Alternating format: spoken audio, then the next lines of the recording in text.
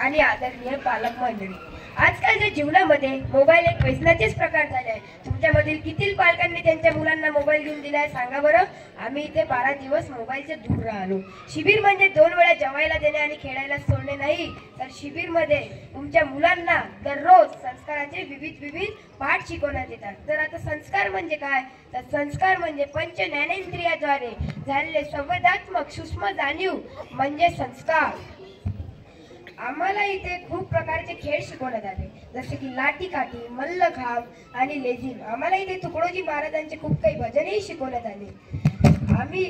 आम्ही जेवायच्या वेळेस काही श्लोक म्हणायचो। त्यातील एक श्लोक असा होता की आम्ही न कोण्या पंथीचे पण सर्व पंथही आमचे।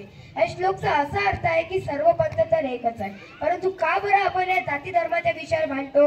राष्ट्रसंत तर म्हणायचे देव तर एकच आहे, तर त्याचे वेगवेगळे स्वरूप आहे। आदरणीय पालकांनो, तुम्ही तुमच्या मुलांना हे शिक्षण द्या की देव तर एकच आहे। हे शिक्षण नका देऊ का आपला धर्म अलग त्यांचा धर्म अलग। आम्हाला इथे खूप प्रकारचे विविध प्रकारचे ज्ञान, जसे की श्लोक आणि अलग प्रकारचे खेळ आणि अलग श्लोकही शिकवण्यात आले। धन्यवाद।